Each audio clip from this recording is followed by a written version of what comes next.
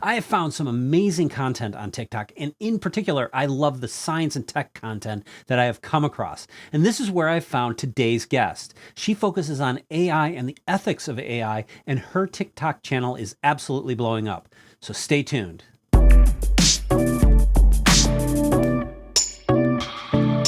Hey everybody, welcome back to another FUTRtech video podcast. I first saw Paige Lord's awesome TikTok videos in my feed, and I was impressed with her content around artificial intelligence and her passion for elevating women in tech. You can find Paige's channel at The Paige Lord on TikTok, and I suggest you go check it out right now. So first, let me introduce myself. My name is Paige Lord, and I work for Microsoft in our Intelligent Cloud group. And I also study artificial intelligence and privacy law, specifically facial recognition technology and the ways it impacts society. Paige works in Microsoft's Data and Artificial Intelligence group, and she is currently pursuing her master's at Harvard University in Artificial Intelligence and Privacy Law. And she has a lot to say on this very complex topic. Welcome, Paige. Thank you so much for having me. I'm glad to be here. So, Paige, before we get into artificial intelligence and all that, just tell us a little bit about who you are and why you started your TikTok channel. I'm Pacific Northwest, born and raised. I'm delighted to be from the Pacific Northwest, living in Charlotte, North Carolina right now. I have worked for Microsoft for the last 8 years, a little over 8 years, and I'm happy with that career choice. It's been everything that I've wanted and more. But through sort of my career in Microsoft, which was a little bit of a shock to me that I was hired into a role in Microsoft because I have a degree in communication. Through that, a lot of passion kind of grew around this topic of artificial intelligence. And I, at the same time, sort of understanding, women in technology, that there were less women in technology than I thought there would be, and understanding sort of that gap there. So, over time, this has definitely grown as a passion for me. And more recently, as I was studying for my thesis, I realized that there was just a huge gap of, women creating content about technology, putting it out on the internet. So female voices are kind of getting lost when it comes to the content that we have out there. And I thought, somebody should really be creating content about artificial intelligence. Some women should be creating stuff. Where are the women? And then I thought, well, I'm a woman, and maybe I should do this. So then I thought, I'll create a channel. We'll get 100, 200 followers, and then, I'll have done my part for the people. And then here we are. So yeah, I think, just today you were over 11,000 people, watching your videos today. So, or watching your TikToks. And it's quite an accomplishment in a short amount of time. So, and I want to also say that I appreciate the fact that you're taking time out of doing your master's thesis to be with us today, because I know this is your time slot that you usually reserve for that. I mean, I'm happy to do it. I think part of it too is that when you commit yourself to something and you say, you know what I'm going to do? I'm going to try to increase female share of voice around this topic. And then somebody offers you an opportunity to use that voice. Like you got to make space for that. So I appreciate that you offered me the opportunity, and I'm glad to be here, and I'm just here for the journey. So yeah, and I think I mentioned before when we were talking that we had a guest on, Colleen Tarto from Starburst Data, and she's a PhD in astrophysics, and she's a data scientist, and she said, you need more women on your show, and I'm like, well, it's sometimes hard to find women to be on. She's like, try harder. She didn't say it in a mean way. She just said it in a wonderfully encouraging way, and she was absolutely 100% right. And so we do feel we want to try to get more representation in our channel. So thanks for being on, and thanks for trying to elevate communities that aren't always seen. So on the topic of AI. There's a tremendous amount of hyperbole around it. I know that a lot of public figures have talked about, the dangers of AI, most notably like Elon Musk. But most recently, I saw a Salon did a piece on autonomous military robots and how it could be more destabilizing than nukes. And, I saw that the CEO of Google's Moonshot Group, Mo Gaudat, said that the singularity is approaching and it is a great threat to humanity. So there's a lot of hype around AI, but at the same time, it seems to be in just about everything these days. I mean, can you help us distinguish fact versus fiction here? Well, listen, I don't usually make it my business to go against the head of anything at Google, Microsoft, really any of these big companies. So, far be it for me to look at these people and say, well, you're a liar. I wouldn't say that by any means, but I would say that I think context sort of matters here. Um, I think so. On the topic of singularity, that one caught me off guard. Like, singularity is on its way. It makes it sound like it's around the corner, like it's just Right. lurking. And I don't think, I mean, we can't, you guys, and I say this all the time, but we can't even get Roombas to dock at their docking station. They're falling off cliffs, they're falling off stairs. Like, we can't even get that, so I don't think we're there with the topic of sort of singularity, this idea. And for people who are unfamiliar with singularity, right, it's this idea that at some point in time, technology and intelligent machines are going to be able to run their own improvement cycles. They're going to be able to decide for themselves how they need to improve instead of having a committee of humans decide what the next step of innovation is. I just think we're so far from that right now. And to tell humans right now that it's like around the corner, that's a little bit, I think, of a jump. Now, what I will say is that artificial intelligence, it is dangerous.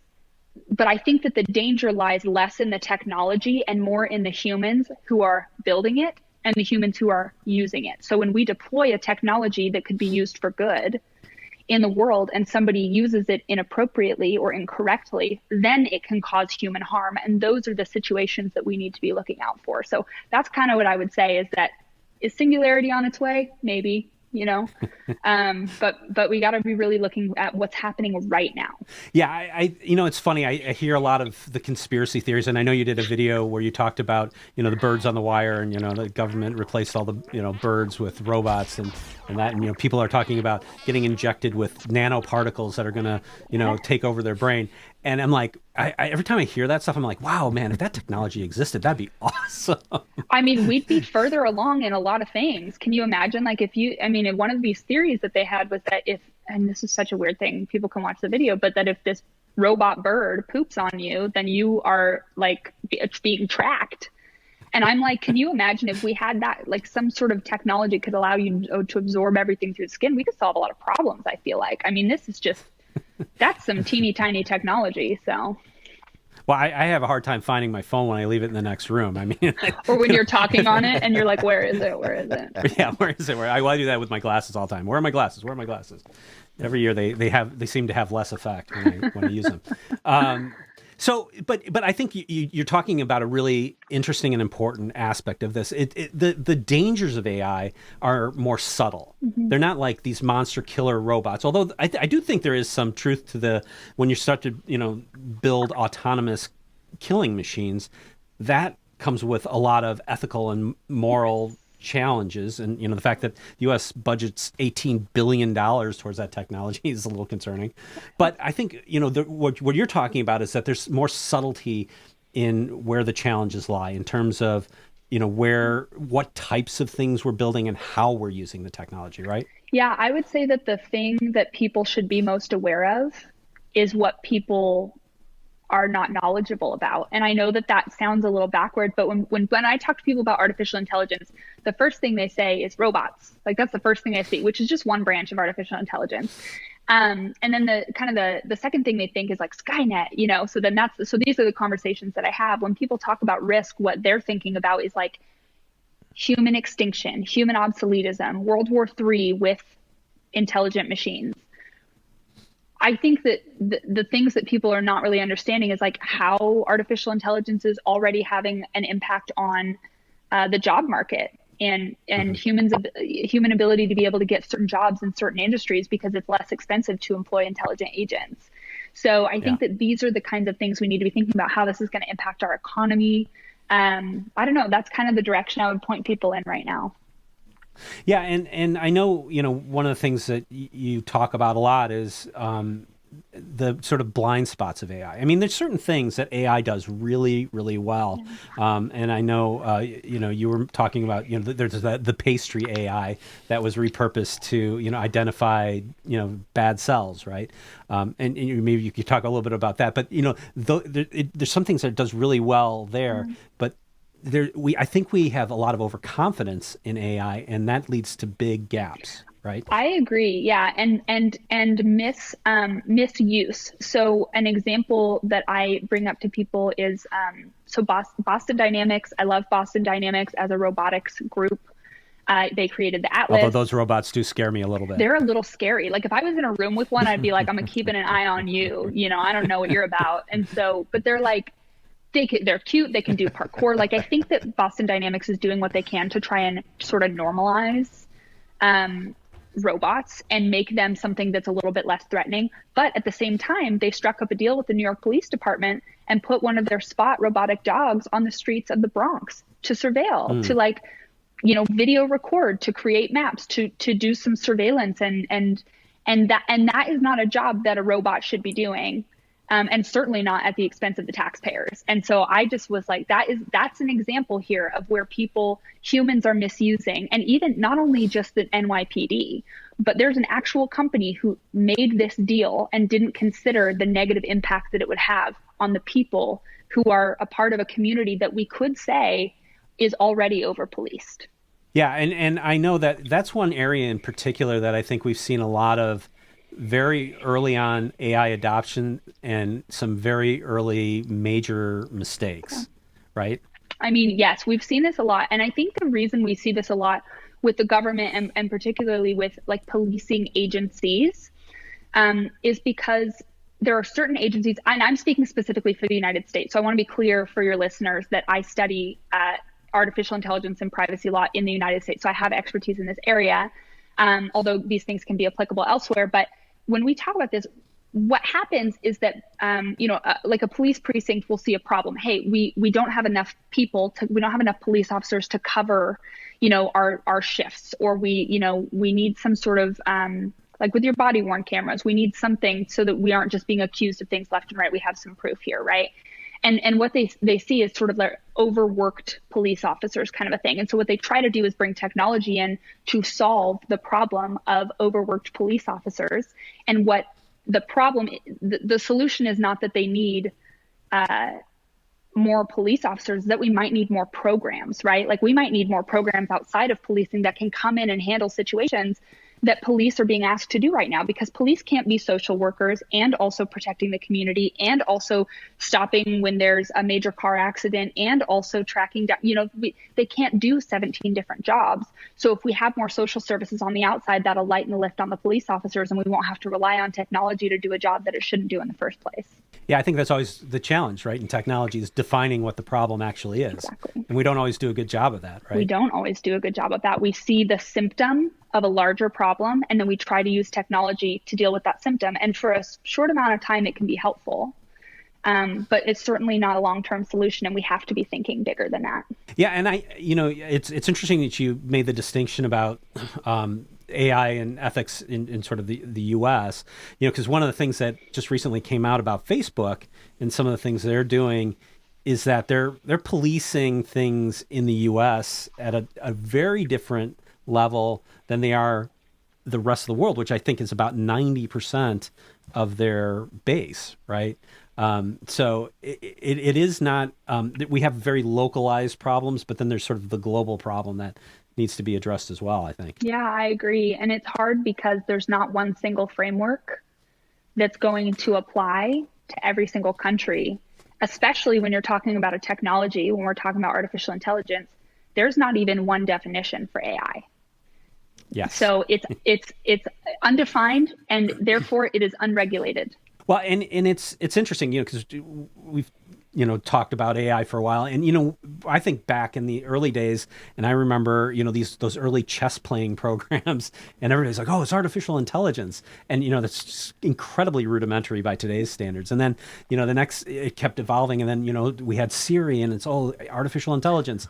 Now we don't even consider that artificial intelligence, and it keeps the every time we sort of draw a line in the sand, it just seems to keep moving. It definitely does. I can't remember the term for it. I'll look it up and maybe we can put it in the show notes, but there's actually a term for that, where artificial intelligence, it continues to outpace itself in such a way that it renders early versions of itself obsolete. It's no longer considered artificial intelligence. It's like an artifact in the history. But that's what we're going to continue to see. And then we're going to get to a point where I wonder if people are driving toward the idea of singularity as like, okay, once we reach singularity, then it's artificial intelligence, because then you have sort of thought happening with, independent thought happening with intelligent machines. So. Yeah, and I know, one of the big things in artificial intelligence has always been, striving for the next step, right? We're kind of in this early stages of really artificial intelligence, but artificial generalized intelligence, as sort of the next big target. I see companies that are always talking about it, and we've talked to a lot of companies that start out that have built robotic process automation tools and things like that, and they say we started to create a generalized intelligence, and we realized that was a really hard problem to solve, and so we did this instead. I mean, do you see a lot of people talking about that and not a lot of people doing it? I do, because I'm not sure that people realize like what it's going to take for us to get to general intelligence, right? Like artificial general intelligence is we've got machines that can think at the same level as humans. They are on par with humans. The amount of connections that we have in our brain, and we're constantly learning every day, so much so that we don't even know that we're learning, to be able to build that in machine form is massive. I mean, it would be hundreds and hundreds and hundreds and hundreds of layers, the amount of data we'd have to put in it's a wild concept. So I do think that people are sort of like artificial general intelligence, like it's going to be just as smart as a human, maybe in a slice, maybe in one area, maybe when you're playing chess with it, it's going to be smarter than a human, but probably not across the board in the multiple topics that humans can be intelligent in. That would be shocking. Yeah. Well, and I think you bring up a very good point. Is I think that when we look at artificial intelligence, where it seems to do best is where the scope is very narrow, and it's very purpose built for those tasks, right? I mean, the easier we can make it on the machine, honestly, like we're talking decision trees and yes, no answers and things like that. I mean, it's going to be able to learn a little bit faster if we give it a narrow slice. I think when people start talking about unhindered deep neural learning for machines, we get into an area where it's like, it's so large that we couldn't even comprehend it. I don't think we could build, because we're still the ones building, right? I'm not sure that we could build something that could actually facilitate that. People will say, well, what if the machine could build it? Well, that's harder than we think, So. Well, Microsoft's doing some interesting things on that front, though. Just, taking, translating, spoken word into code and things like that. So, you're getting a start on it over at Microsoft. All kinds of crazy things are happening, especially, and for the people who are kind of like, sort of the tech junkies, you'll know this, but like the natural language processing right now, I think that this is where companies are putting most of their energy right now. And of course, I don't know if this is where Microsoft is putting most of their energy, because I don't see the books. But I will say that I think that this is what's happening, is that a lot of people are diving deep into sort of what can we do with language, because the closer we get with language, the more strides we're going to be able to make in the next many years in building more intelligent machines. Yeah, and that is not an easy problem to solve. I mean, first of all, just English language is confusing to a human. And then you have accents, and you have the different dialects, and then you have, you got to go beyond just English if you're going to start building things like that. And you have all the languages of the world, which is not a small task. Yeah, and when we talk about inclusion as well, right? We need to think about someone who might have a speech impediment, someone who might have a stutter. Like, you can't exclude an entire group of individuals based on those things, and that translates from English into every other language in the world too. So it really is a massive, massive project. Okay, so we've got, artificial intelligence in very narrow bands that can do amazing things. And you talked, I mentioned earlier the pastry AI thing. Maybe you could just talk about that for a second, because I thought that was a really interesting story. Yeah, and I want to give credit where credit's due, because although I read this story a couple weeks ago, it was another gal on her TikTok who posted it, and then I just did what I thought would be the best, which was duet it to try and get it more exposure. But this is basically this pastry company out of Japan. They are creating hundreds and hundreds of different types of pastries. And the business problem that they had was that first of all, the packaging is expensive. If they have packaging and they have a barcode, then they can scan that. But they decided to take it out of the packaging, A, because the packaging was expensive, and B, because people were not as willing to purchase something in a package because they didn't perceive it as fresh. Yeah. So they took everything out of the package and they had it all presented. But then the problem they were dealing with is that their checkout folks were having to memorize hundreds of different codes for pastries, and I don't even remember my parents' phone number, so don't talk to me about memorizing like, hundreds of different codes here for these pastries, for a croissant or whatever. And so what they did was they worked with this company that came in and they basically used kind of this backlight, and they were able to use AI to be able to identify based on the backlight. So they'd put the pastry on there, it would show the outline of it with like 98% accuracy, somewhere between 98 and 99% accuracy. That that AI was actually able to identify that pastry. And so this kind of took the burden off of their people, and it allowed them to increase sales, et cetera. Well, somebody came in and said, well, hey, I think we could probably use the same concept and apply it to, cancerous cells. And so they started, kind of changing the technology and sort of augmenting it so that it could work on cancerous cells. And now it's actually able to do that. It's actually able to kind of predict cancer before any symptoms even show up. And so this is something that is becoming widely available. There's a New Yorker article on it, and it's also on my TikTok page. But really, really incredible, not just the first use of technology, right? But then when somebody was able to look at it and say, hey, we can repurpose this work that's already been done and use it for good over here. So, yeah. So, I mean, so we do have examples of AI in a good context, but now we do have a lot of problems with AI, right? I mean, when we talk about, disinformation and things like that, I mean, we've got AI really heavy in that game. We've got, problems like we talked about with, policing and sort of misidentifying some of the problems and misrepresenting certain communities and populations and populations just, being absent from data in general. And, there's you talk about representation, and representation is a huge piece of it because a lot of communities are not represented in data, right? Yeah, I mean, there are entire communities who are not, from the creation of the idea to the employment into the world, are not included in that entire process. There are communities that just are not included at all, but those communities end up being the communities that are occasionally more at risk. So we directly see sort of what can happen when you have such a narrow or limited group of individuals working on something, and the harm that it can cause to a group that wasn't involved. Yeah, and so so when we look at that, I guess the question then becomes, I mean, so you're studying the ethics of AI, right? And we're starting to see ethics boards pop up around companies more and more here to try to get past sort of just the initial wonderment of like, we've accomplished something here, let's just use it on everything, and just say, hey, wait, let's take a step back and see how this is going to impact all the communities that we serve. How do you, how should an ethics board work, and should all companies have ethics boards, and how do you place controls around all of that? I mean, I think that's an awesome question. I'm so glad you're asking it. Any technology company that is building AI should have an AI ethics board. Full stop. You should have a board of people. You should, if you have a massive company, right? Microsoft is a massive company, then you might have several ethics boards that all roll up into one. You might have a tiered sort of process there. But you should have an AI ethics board if you're building artificial intelligence technology.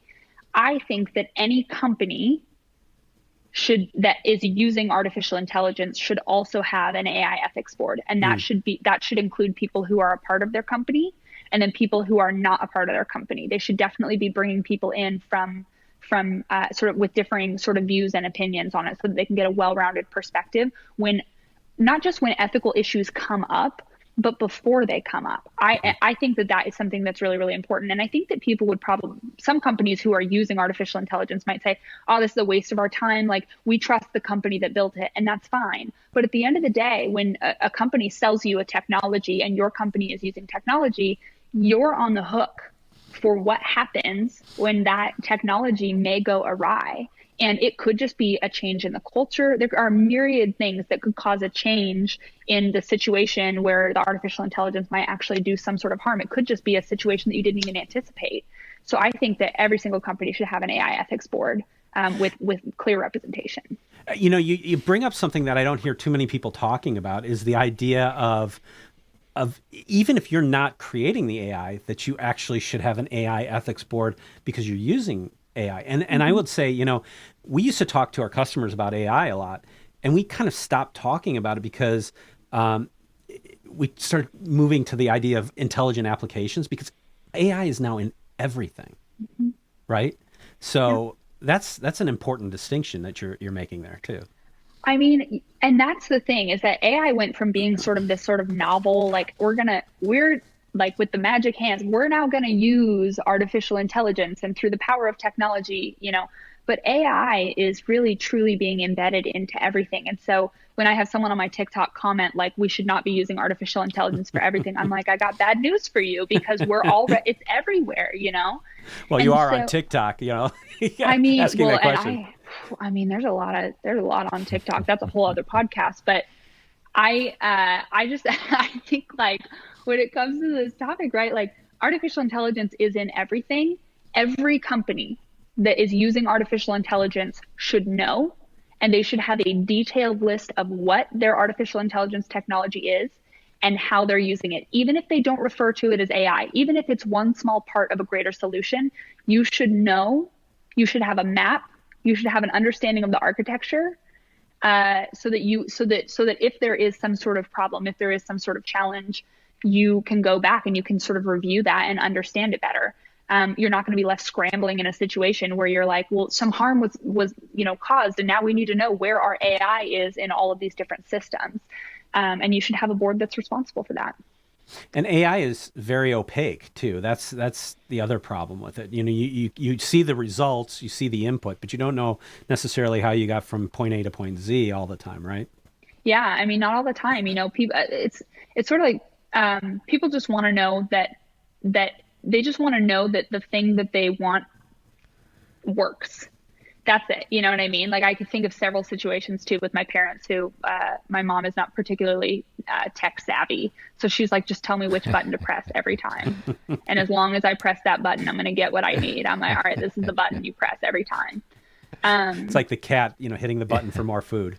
Exactly. Yeah. Just like, I know what this button does and I know what the output is going to be. If you yourself as a business decision maker do not want to bear the responsibility of knowing what that button does to get you, using AI to get you what you need, then you need to offload that onto somebody else. And it should be a board of people who are there to make decisions to keep your company safe.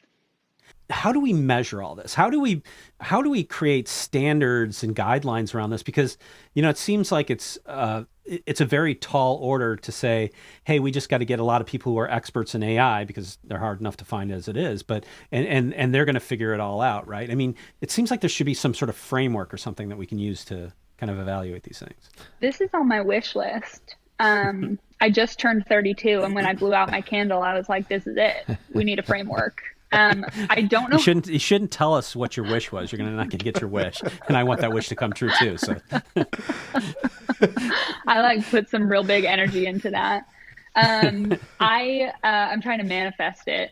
I actually I don't know how to answer this question with clarity, because what I want to say is, yes, we need a framework, and I think that that's absolutely doable for a technology that is relatively new and does not have any definition.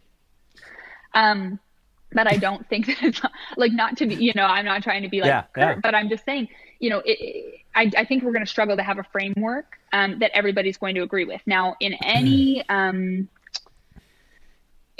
sort of free market, right, you're going to have companies who say, we definitely want to make money. We're here to make money, but we're also going to hold tight to these principles because we think these things are important.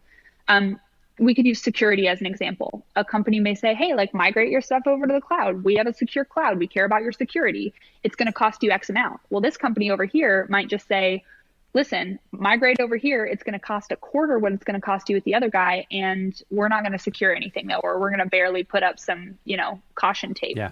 around it, and that's what we're going to offer you. So that's kind of just an example there of like what's happening out in the market. Same thing is happening with AI, right? You've got companies who are saying we can build, we can hold to these principles, and other companies that are going to take advantage of the fact that there's no clear regulation.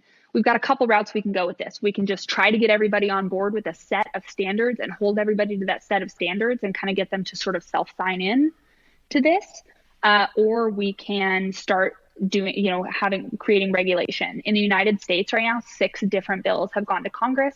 6 proposed laws, and none of them have even been voted on, all intended to protect people from artificial intelligence, and specifically facial recognition technology. So I don't think that we're going to have an effective framework, and the fear, not anytime soon. My hope is that we will, but I don't think it's going to happen. And I think the fear that people have is that if we leave it up to Congress, they're going to overflex on it. Because I got to tell you, just watching that one clip of the Facebook interviews where the guy was like, will you get rid of Finsta? I was like, these people don't know. They don't know. I was just thinking that same thing. When you were saying that, I'm like, oh, they can't even figure out what a Finsta is. I mean, they don't know. Talking about AI is going to be a little bit over their heads. I think so. So it's definitely been a challenge. So I will say that Europe is doing some good things. Chris, I know you want to talk about that topic, but and I brought it just to show the people. This is the policy, 108 pages.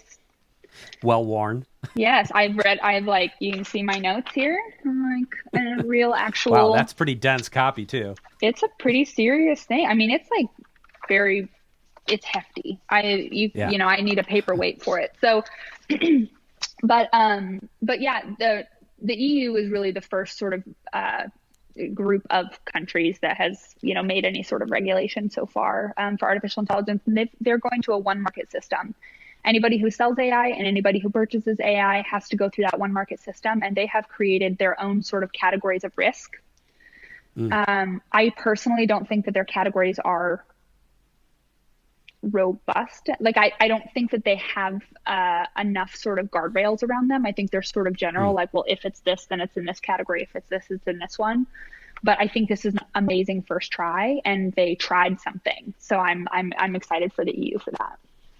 Yeah, I mean, sometimes it's you got to have something that you can poke at to figure out how to get to the next step. So that, got to applaud them for trying. Yeah. And this is like well thought out. Like this is well thought out regulation. I have printed copies of the proposed laws that went to Congress, and they're like 1 page front and back. Like it's like 4 lines of like, well, here's why we need this, So this is robust. It's well thought through, and it gives them something to react to in the future as new cases come up. It's not too overbearing, so it's not going to stifle innovation. And if it is, they can pull back. They have the freedom to pull back a little bit. So, so I don't know if that answers your question. I want to give you an answer, but well, I mean, sometimes there are questions I ask for which there are no answers. So it's perfectly okay to have no complete answer to that, especially in something like this.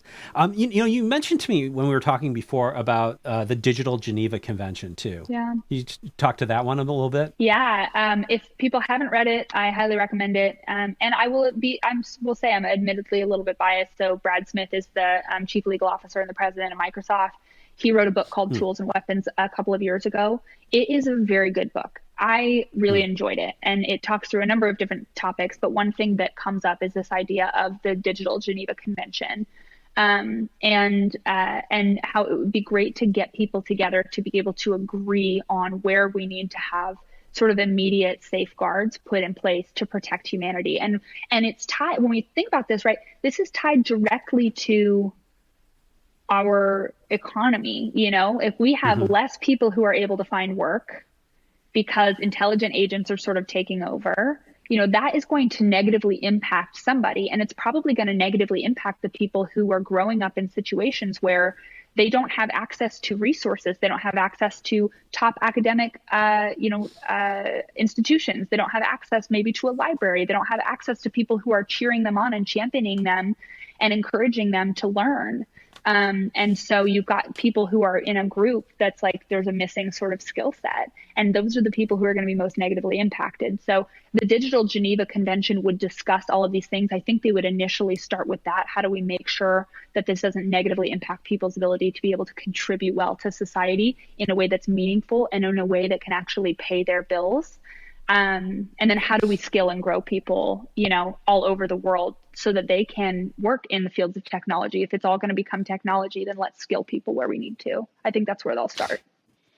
Yeah, I think it's interesting because when we look at, we had a lot of conversations around autonomous vehicles and like who that's going to impact the most. Like it's disproportionately going to be impacting the people on the most economically fragile end of the spectrum, right? And when you look at like people doing making deliveries and driving trucks, but then you also look at we've slowly pushed people down the stack into service jobs, and particularly food service jobs, right? And now that's a really vulnerable area when AI takes over. We're already seeing that people restaurants are getting rid of the workers and just putting in kiosks and things like that. Yeah. So I mean you can see that real world vulnerability happening right now. And what do you do for all those people who aren't participating anymore? I mean, definitely. This is definitely a situation that I know is top of mind for people. So I actually posted a video recently on my TikTok where I was eating French fries, right? I put like not a lot of effort in this video, you guys, but I was like, I got to ask the question, what are you afraid of with artificial intelligence?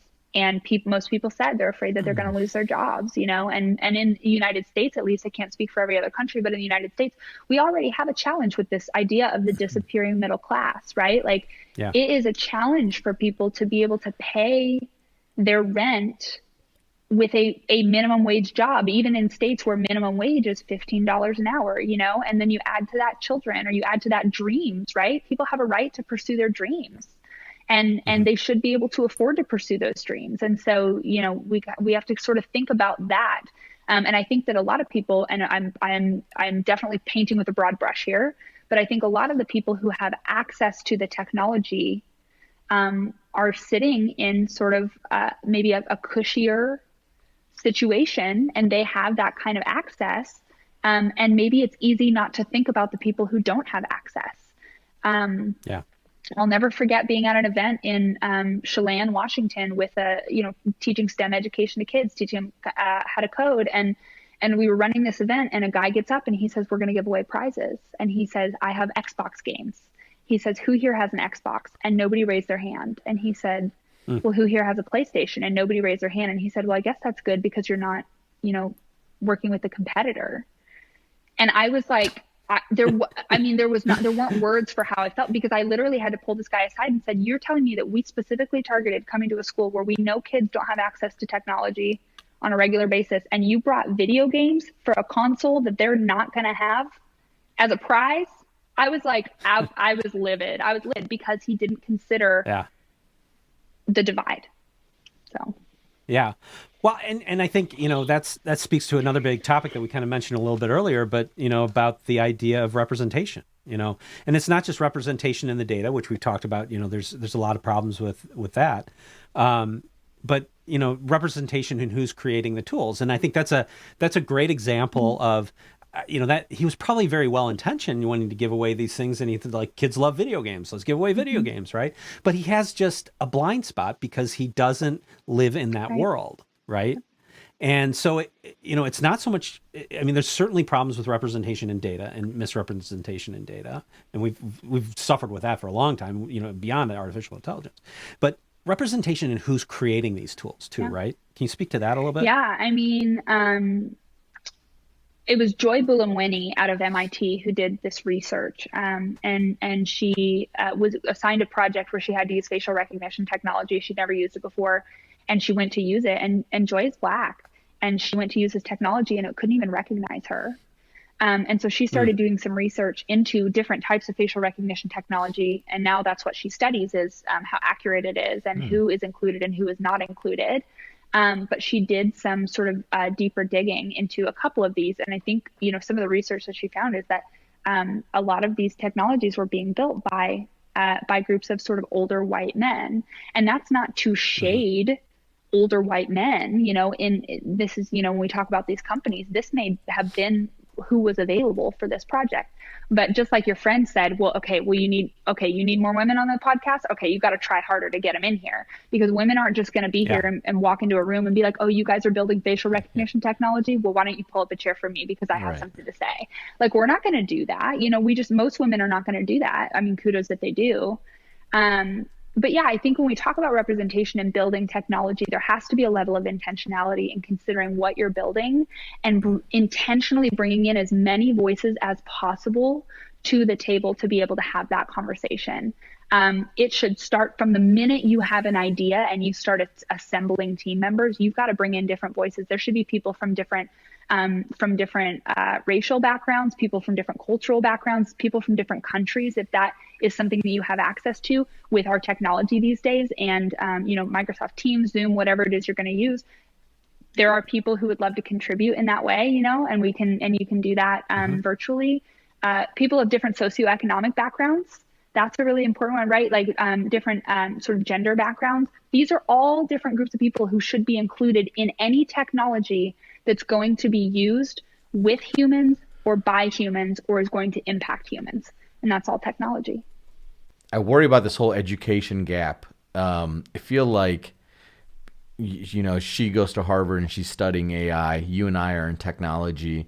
We just naturally have more of a curiosity for this kind of stuff, And I wonder, like, should this be more part of the curriculum? And like, should we be focusing more on technology with our younger kids than, maybe Calc 2 and 3, at some point just use a calculator, like, I don't know, like, should the curriculum be more aligned with the problems that we're going to have of the future? Because I think if we're going to have more technology, more people are going to have to understand it. We can't have these people that only if you're in IT, you understand it, because it's going to affect if you're a lawyer or a doctor or janitor, whomever you are.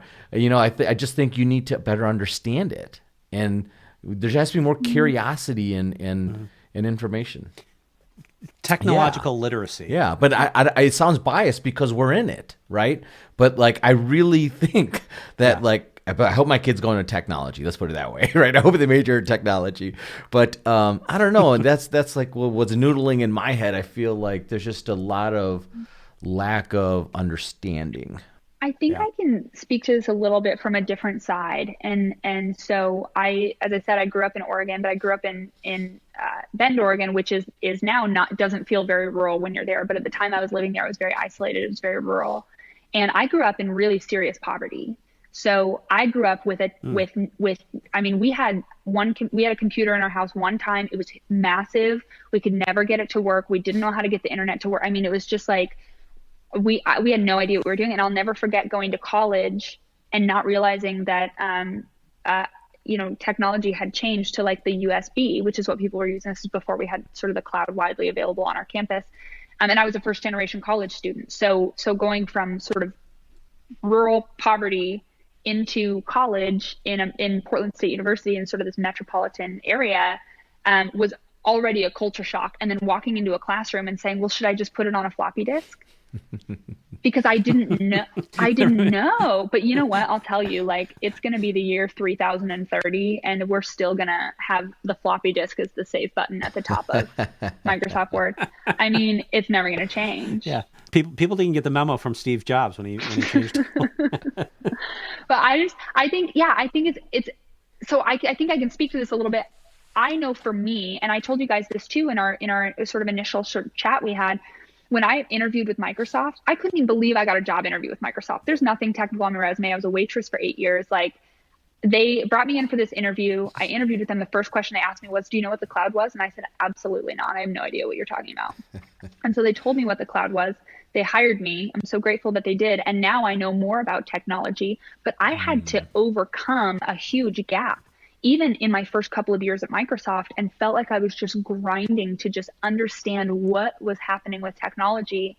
And I still sometimes feel that way, but there was a huge amount for me to learn, and just, so I think that you're right. When we talk about technology literacy, I do think that it needs to be a part of the curriculum for every school, and tech companies are everywhere. So if the school can't afford it, then tech companies need to be providing resources. They need to be providing people. They need to be providing computers. They need to be providing technology for students to be able to interact with. There are enough tech companies with enough resources that we can absolutely close that gap. I just hope that the tech companies make those decisions, to be honest. You know, I mean, one of the things, maybe this is kind of like a poo-poo attitude, but you know, just what we've seen in the last few years, you know, like there's a growth of division in our world of people.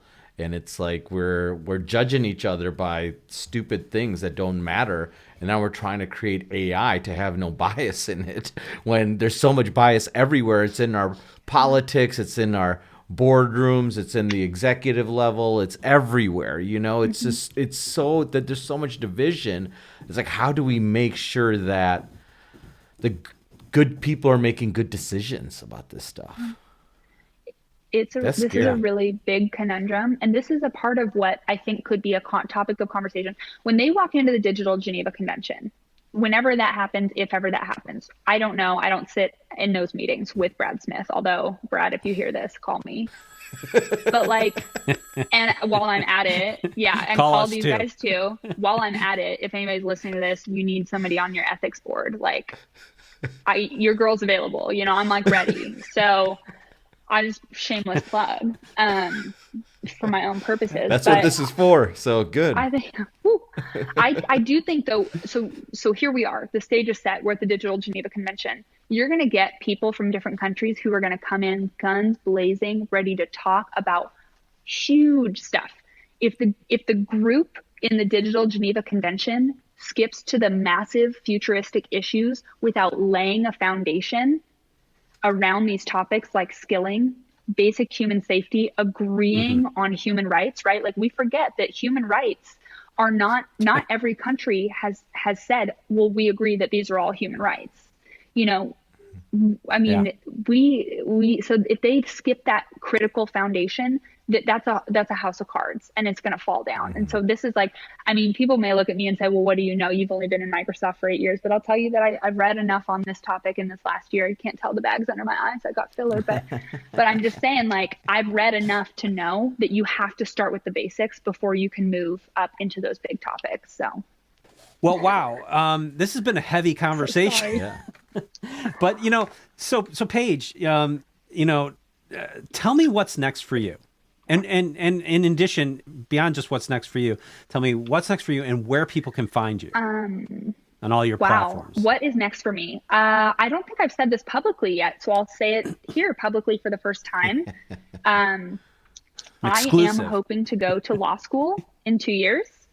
My goal 10 years from now is to be considered I would love to be at Microsoft as their chief responsible AI officer, but if there's, you know, an opportunity at another company or that role is not available, I would love to be the chief responsible AI officer at a company.